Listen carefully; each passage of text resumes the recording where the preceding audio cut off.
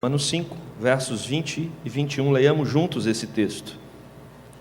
Sobreveio a lei para que avultasse a ofensa, mas onde abundou o pecado, superabundou a graça, a fim de que, como o pecado reinou pela morte, assim também reinasse a graça pela justiça para a vida eterna, mediante Jesus Cristo, nosso Senhor. Oremos.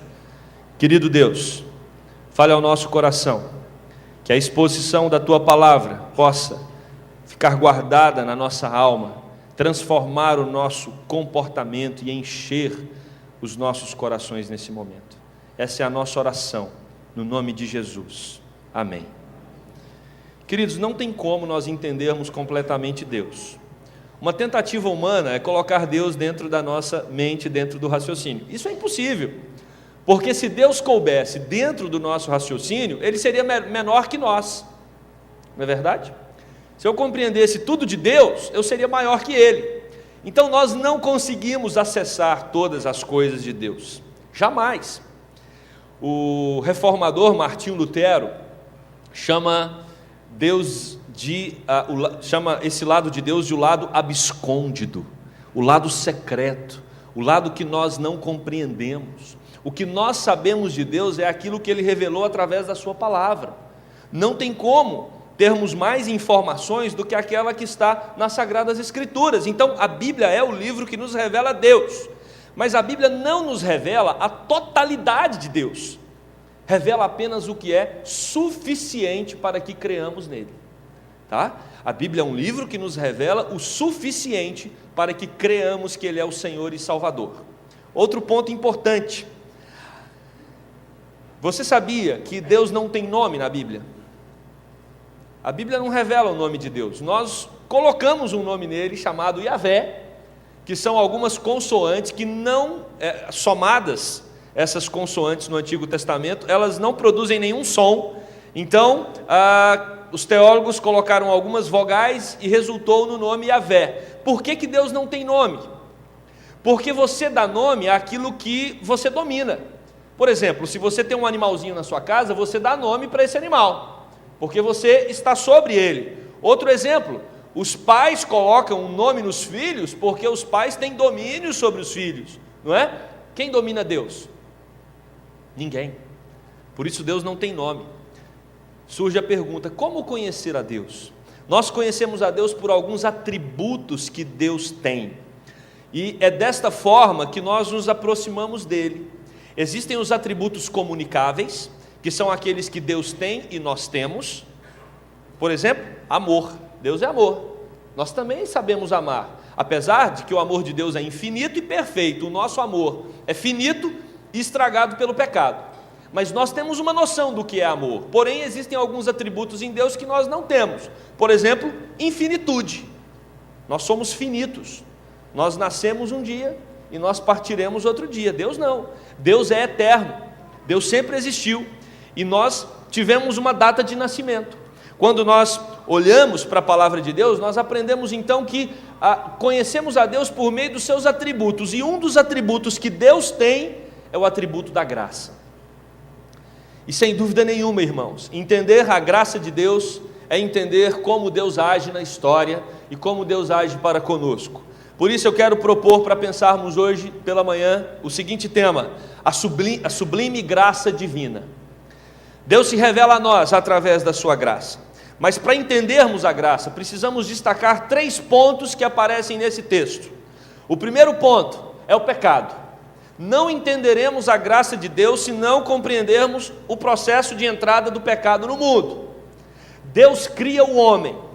Esse homem foi criado para ter um vínculo com Deus. Deus supria Adão e Eva de todas as suas necessidades, tanto físicas, como materiais, como emocionais, como espirituais. O homem encontrava em Deus plenitude de vida. Todo o significado da existência dos nossos primeiros pais estava em Deus.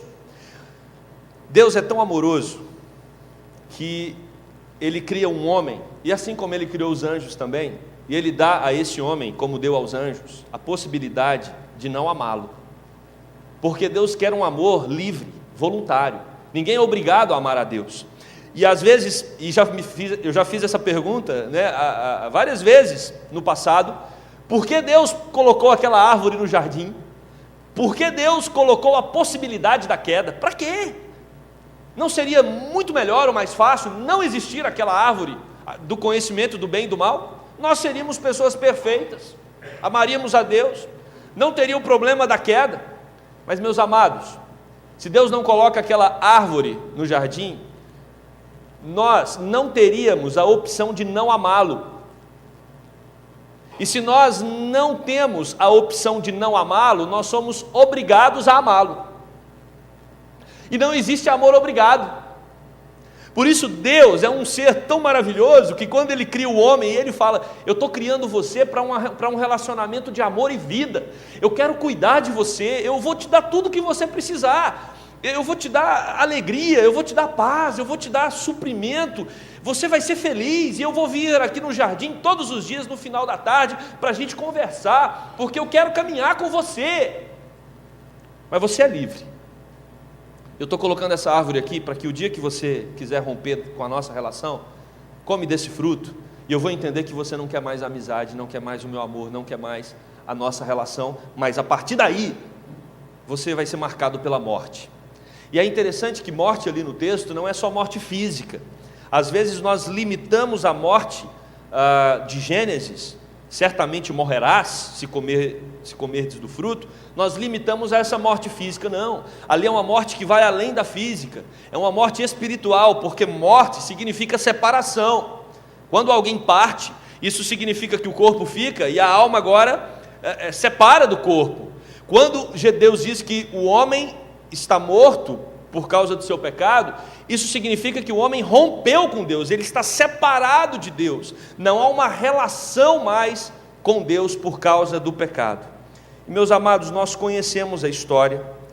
O texto de Gênesis vai nos ensinar que o pecado separou o homem de Deus. A humanidade está rompida com Deus, essa é a grande verdade, porque foi assim que em Adão nós preferimos. Adão era o nosso representante, o representante da raça humana. Uma vez que ele fez essa escolha, todos os seus descendentes agora estão debaixo desse peso, desse pecado. Nascemos sem querer Deus. Não queremos um relacionamento com Deus, é natural. Então não se assuste quando você encontrar uma pessoa na sua família, no seu trabalho, no colégio, na faculdade, que não se importa com Deus, que não quer saber dos preceitos de Deus. Esse é o caminho natural, porque o nosso coração é rebelde para com Deus, e não é só os corações daqueles que estão no mundo, não. Os nossos corações também eram rebeldes contra Deus. Quantos de nós que estamos aqui hoje, antes de sermos impactados pela poderosa mensagem do Evangelho, não tratávamos a mensagem de Jesus com desprezo, com ignorância, mas de repente a mensagem do Senhor nos alcançou e transformou toda a nossa percepção, a nossa realidade, como aconteceu com Paulo quando estava a caminho de Damasco. Meus amados, se Deus é vida, agora nós estamos debaixo do pecado mortos. Se Deus criou o homem para um relacionamento de alegria, agora reina a tristeza por causa do pecado. Se Deus satisfazia o homem na sua plenitude, agora existe uma insatisfação na vida, no viver, na caminhada. Se Deus é paz, agora o mundo está em conflito, em guerra. Conflito consigo, conflito nos núcleos menores, mas principais, como família, mas conflitos também que atingem a raça humana. Se Deus constrói, e aprendemos isso em Gênesis, que Deus é o Criador, o Construtor, o Deus que faz, nós homens agora naturalmente somos capazes de autodestruirmos.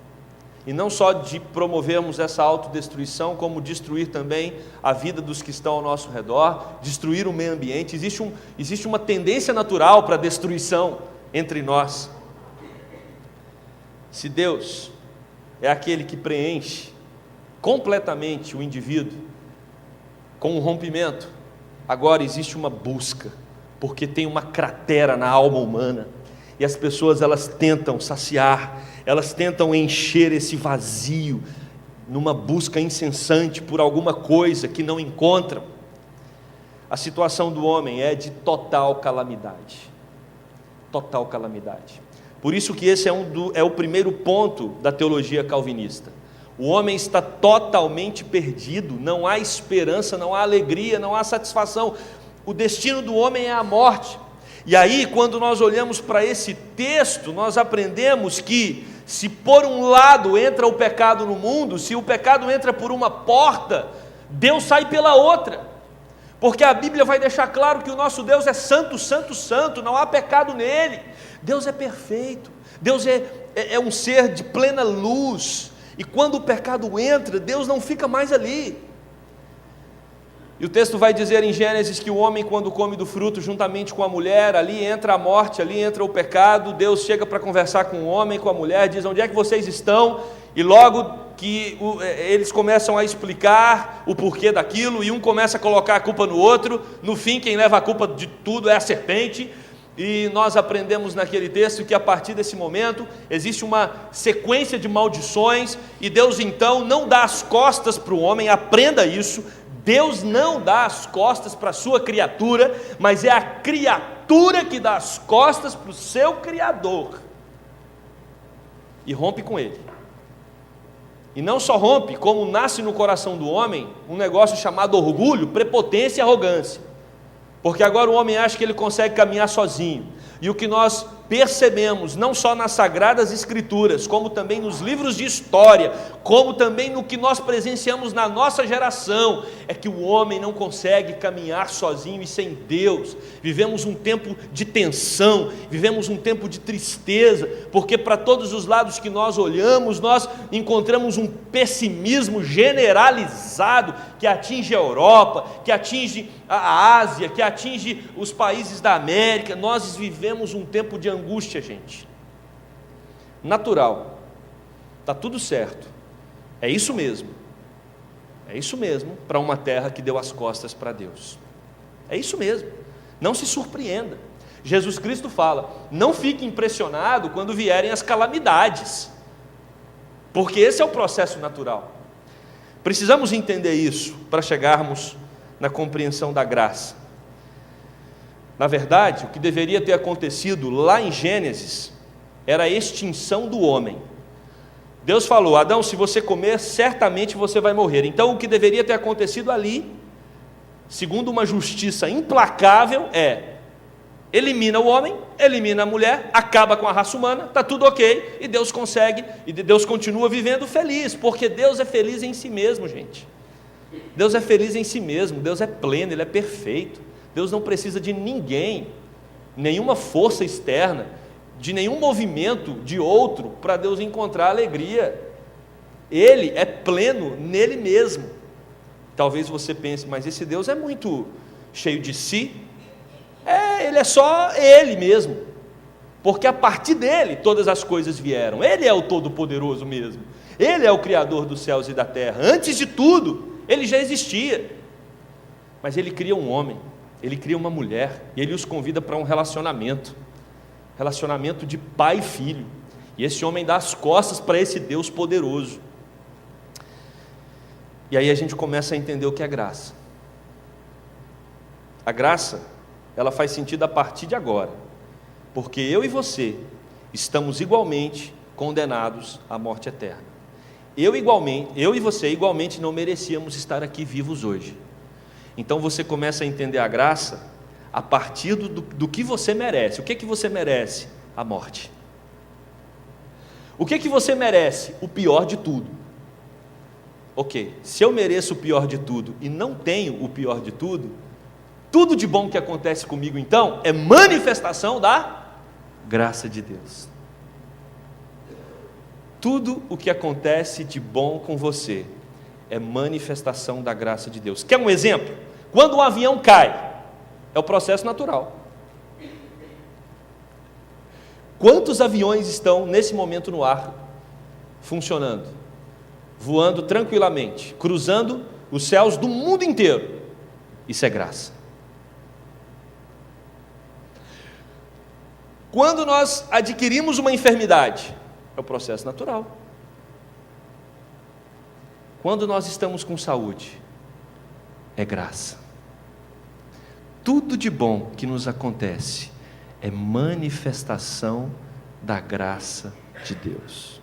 E nós precisamos, em 2015, aprender a olhar para a vida nessa perspectiva. Não enaltecer os problemas que nos cercam, mas perceber as inúmeras manifestações da graça de Deus na nossa vida, na nossa caminhada. E aí nós temos dois tipos de graça. A primeira delas é a graça geral.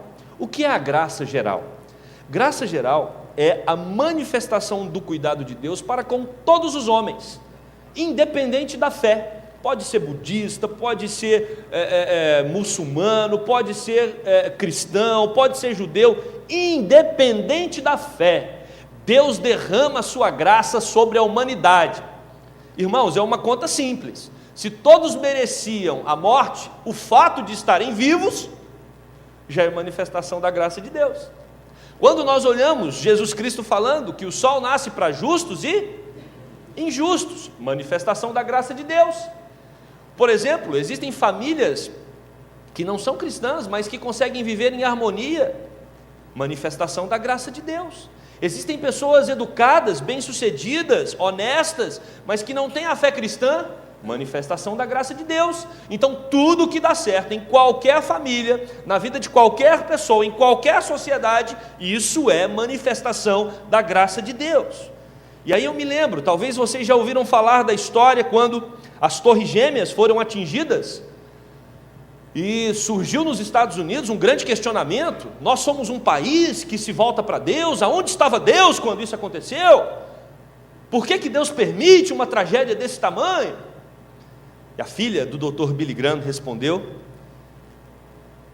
nós orávamos nas nossas escolas antes de começar as aulas e resolvemos parar de orar, porque não precisava mais, e fechamos uma porta para Deus.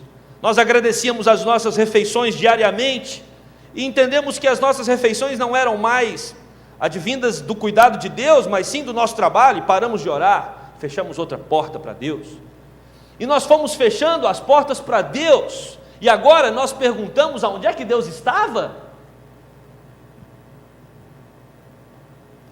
Quando uma vida fecha a porta para Deus, quando uma cidade fecha a porta para Deus, quando um país fecha a porta para Deus, não tem que questionar das tragédias e calamidades que acontecem, porque tragédias e calamidades é o processo natural.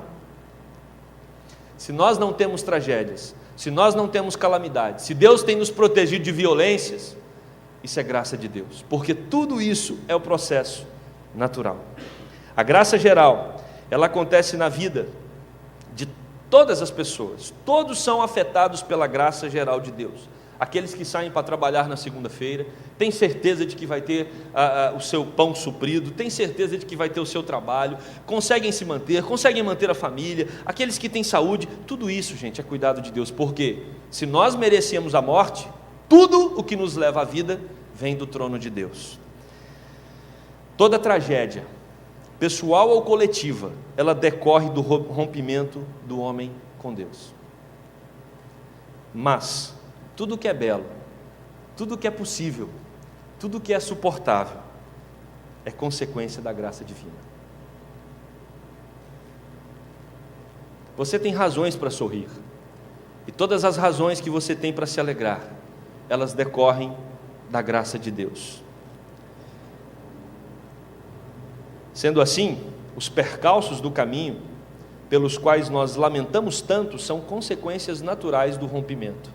Por isso, quando alguma coisa ruim acontecer com você, não lamente contra Deus, porque na verdade é o processo natural de um mundo que jaz no maligno.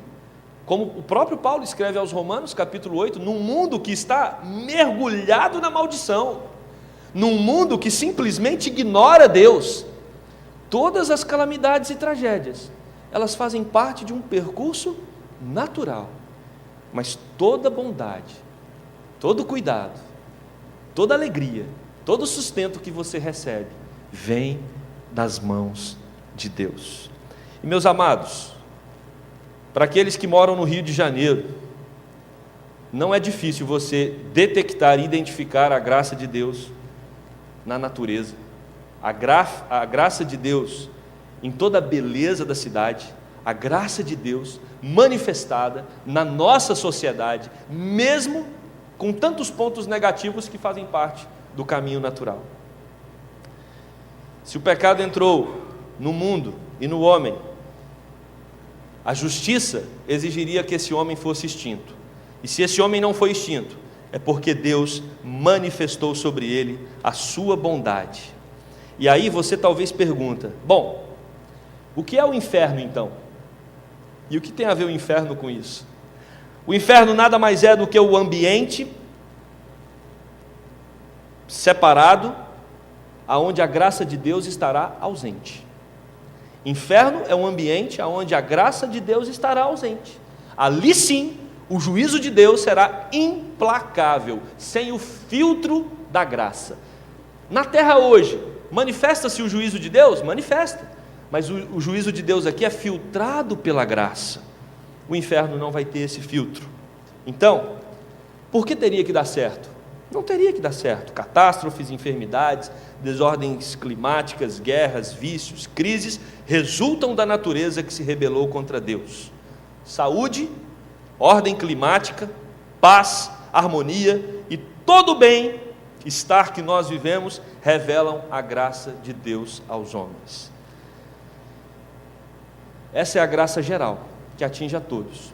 Mas agora eu quero falar por último da graça especial. Existe uma graça que está sobre todos os homens, mas existe uma graça que é destinada apenas àqueles que reconhecem Jesus como Salvador, e certamente isso atinge você. O texto vai dizer: olha, a lei veio para estampar o pecado, porque sem lei não há pecado, não é verdade? Você não está cometendo algo errado se não tem alguém dizendo, uma autoridade dizendo que aquilo está errado. Por isso a lei veio dizer no que nós estávamos condenados. E agora que nós entendemos quais são as razões da nossa condenação, nós sabemos que o nosso destino é o rompimento com Deus e estamos condenados à morte. Mas Deus é gracioso, e a graça de Deus faz toda a diferença. E Deus manifesta a sua graça através do seu Filho Jesus Cristo. É isso que esse texto nos convida a observar. O pecado toma, meus amados, todo mundo. Aonde abundou o pecado, ou seja, o pecado é abundante no mundo, mas aonde abundou o pecado, superabundou a graça. A graça de Deus, ela vem numa proporção muito maior sobre a vida daqueles que creem no nome de Jesus Cristo como seu Senhor e Salvador. É um movimento de Deus em direção aos homens. É um movimento de Deus em direção àqueles que estavam mortos, àqueles que estavam perdidos. Deus vem para reconciliar-se com eles, Deus vem para reconectá-los a Ele. Jesus Cristo, e nós celebramos isso na Santa Ceia, Ele vem para dizer para você: eu faço novas todas as coisas. Se nós estávamos perdidos, Ele nos encontra. Se nós estávamos tristes, Ele agora derrama sobre nós a alegria da salvação. Se nós estávamos em guerra, se nós estávamos abalados por uma violência interna, na busca de sentido, Ele agora derrama a sua abundante paz. E nós podemos cantar calmo, sereno e tranquilo, sinto descanso nesse viver. Jesus Cristo vem para trazer descanso àqueles corações que estão cansados de se rebater em busca de alguma coisa que preencha o vazio da alma. Isso é graça, meus amados. Deus não tinha obrigação nenhuma de enviar Jesus. Deus não tinha obrigação nenhuma de ver o Filho dele estampado naquela cruz maldita, ensanguentado, sendo um espetáculo ridículo ao mundo. Deus não tinha necessidade nenhuma de fazer isso. Mas pela sua graça, Ele se movimentou na nossa direção. E quando eu digo Ele se movimentou na nossa direção, eu estou dizendo é para você. Coloque o seu nome nessa frase: Deus se movimentou na minha direção, fulano de tal. através do Filho dele, através da cruz, para dizer: vem aqui que eu quero derramar uma superabundante graça sobre você. E essa graça inunda os nossos corações. E nós agora não vivemos mais numa miséria total, não vivemos mais angustiados, mas vivemos sim com os nossos corações alegres e plenos na presença de Deus, reinando em nossos corações. Se você não entendeu o Evangelho até hoje, eu vou explicá-lo. O Evangelho é quando um sujeito condenado à morte chega diante do juiz, e ele sabe qual é a sentença dele, é morte.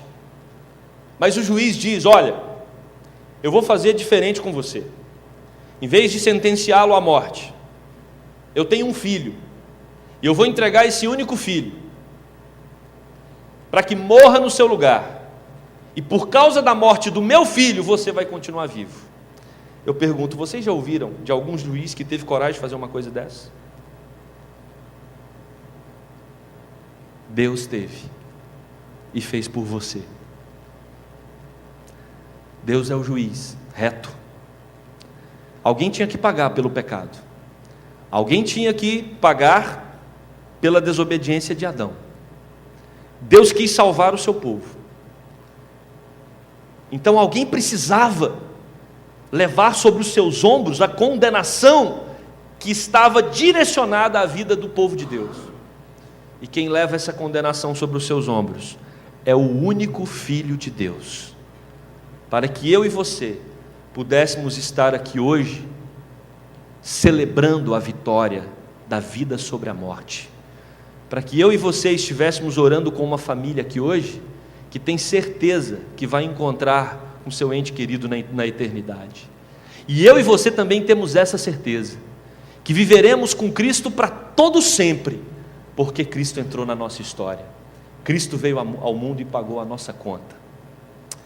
Essa é a mensagem do Evangelho. Se você está visitando a igreja e ainda não conhece Jesus como Salvador, é simplesmente isso que eu acabei de falar. Jesus vem, paga uma conta para você, Jesus vem, dá a vida por você, e você, a partir do momento que crê nisso, você passa a ter vida, e vida eterna, e vida abundante, e passa a ser tratado não só como uma criatura de Deus mais, mas você vai ter uma relação com Ele como sendo seu Pai. E quando Jesus ensina os seus filhos, os seus seguidores a orar, Ele diz: olha, agora vocês vão chegar diante de Deus, o Todo-Poderoso, Criador dos céus e da terra, e vão dizer Pai. Ou então, numa outra explicação de Jesus a respeito do nosso relacionamento com Deus, Ele diz que agora nós podemos chamá-lo de Abba, Pai. E quando nós estudamos esse texto na origem, o termo Abba, a ideia é de um pai muito íntimo, muito interessado nos seus problemas, nas suas dificuldades. É o nosso papai, papai do céu, que aprendemos a orar para Ele na nossa infância. É o nosso papai que se preocupa conosco, que vela por nós. Enquanto você está no seu leito, em lágrimas, sofrendo angústias, tribulações, você pode ter a certeza de que Ele está ali com você, do seu lado, para confortar o seu coração. É o papai que permanece conosco em todos os momentos da nossa vida. Graça especial é entender que Jesus Cristo, por isso o texto diz, mediante Jesus Cristo é aquele que promove para nós a certeza da vida eterna. Jesus legalmente paga a nossa conta, e aí precisamos entender a graça. É graça, mas não é barata. É de graça, mas não foi barato. Teve um custo. E nós precisamos olhar para o custo. Nós precisamos entender o quanto essa pessoa ou esse ser nos amou. Porque eu sei que alguns aqui, tem trauma de amigo secreto. Porque amigo secreto, você corre o risco de ganhar um presente muito inferior àquele que você deu. E quando isso acontece sucessivamente, você para de brincar de amigo secreto. Porque você fala: gente, mas eu dei tanto para receber tão pouco. Não é verdade? Quando nós olhamos para a graça de Deus, você tem que entender o quanto você recebeu. Você recebeu muito.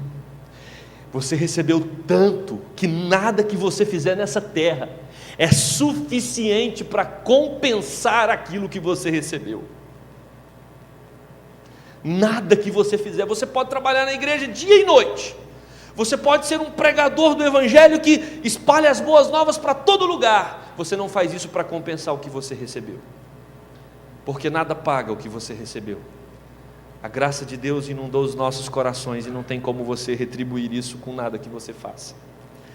Ela não foi barata, ela teve um custo muito grande, ela custou a vida do Filho de Deus. Por isso o apóstolo Paulo, quando escreve a Tito, no capítulo 2, do verso 7 ao 11, ele vai dizer: aqueles que foram impactados pela graça da salvação, precisam viver de modo digno do evangelho. Nós precisamos amar a santidade e repulsar todo o pecado dos nossos corações. Nós precisamos amar a Deus e viver uma vida perto de Deus. Isso é uma maneira de demonstrá-lo, quanto nós entendemos o seu grande amor. Quem entendeu a graça não brinca com o pecado.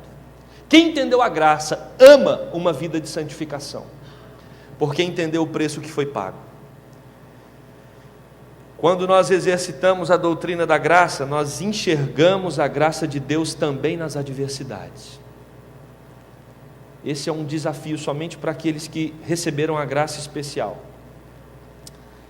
Quando nós entendemos a graça, o poder da graça, a força da graça, a amplidão da graça e o quanto ela nos impactou, todos os outros problemas se tornam ínfimos diante de tamanha graça. O apóstolo Paulo estava detido numa prisão subterrânea, úmida, com uma bola de aço e uma corrente presa aos seus pés, sem contato com a igreja. Escreve uma carta chamada Carta aos Filipenses, e o tema dessa carta é alegria. Alegria. Porque mesmo você estando nessas condições, se a graça de Deus inunda o seu coração, não importa as circunstâncias que você vive, não importa. Não importa onde você mora, não importa se você está com saúde ou enfermo, não importa nada, porque a graça de Deus, ela enche você independente do estado que você está.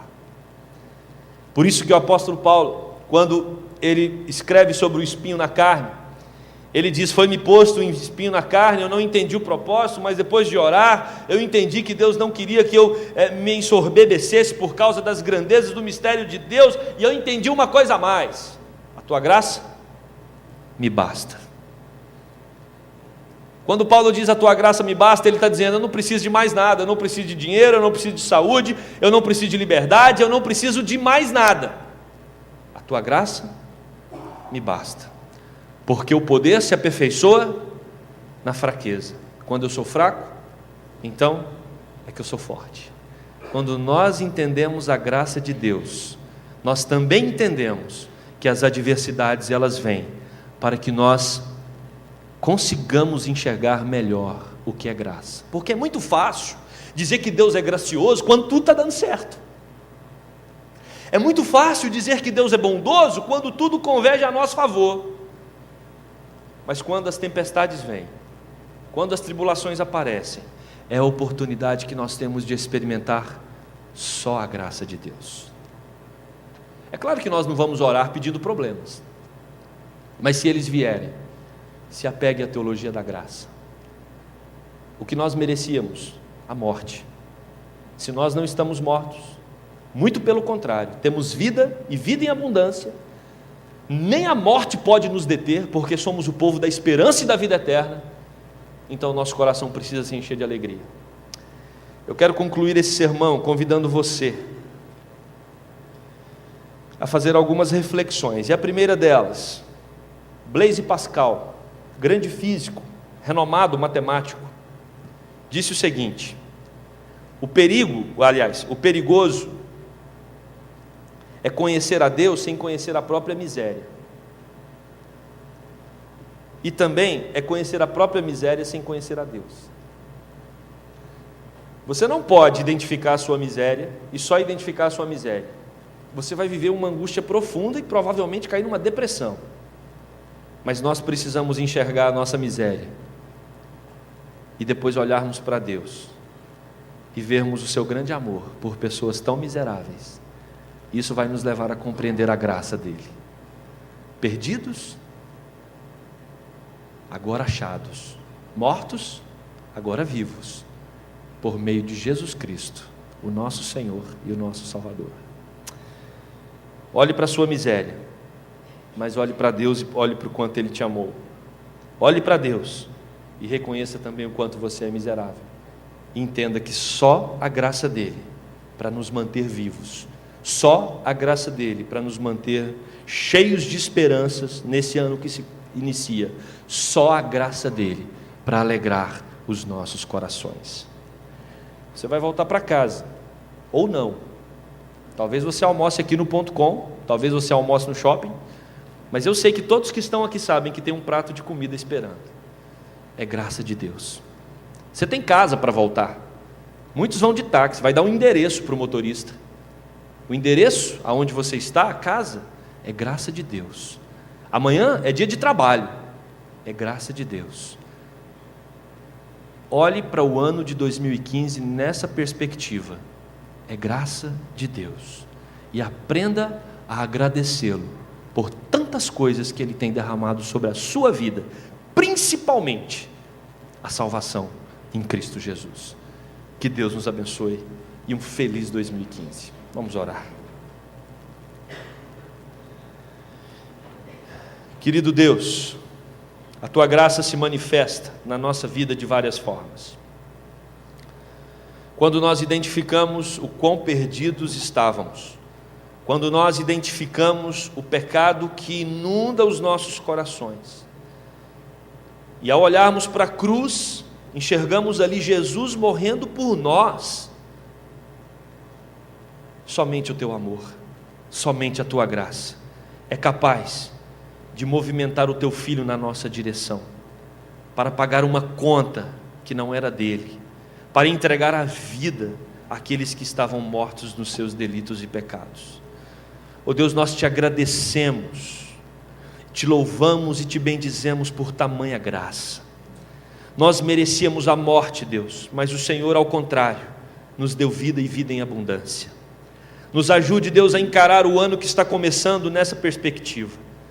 Em vez de nos determos aos problemas, às dificuldades, que nós possamos, Deus, observar as janelas da Tua graça e ver o quanto o Senhor tem derramado abundantemente sobre nós o Teu cuidado, o Teu sustento e o Teu amor, principalmente através de Cristo Jesus, através da salvação e da esperança eterna. Cuide desta igreja, Deus, cuide deste povo, para que sejamos a cada dia mais agradecidos ao Senhor. Oramos no nome de Jesus, aquele que nos proporciona a oportunidade e a certeza de um amanhã na Tua presença. Amém e amém. E agora, irmãos, recebam a bênção. Que a graça do nosso Senhor Jesus Cristo, o amor de Deus, o nosso eterno Pai, e a gloriosa consolação do Espírito de Deus esteja com cada um de vós e com todo o povo do Senhor, espalhado pela terra, hoje para todos sempre. Amém.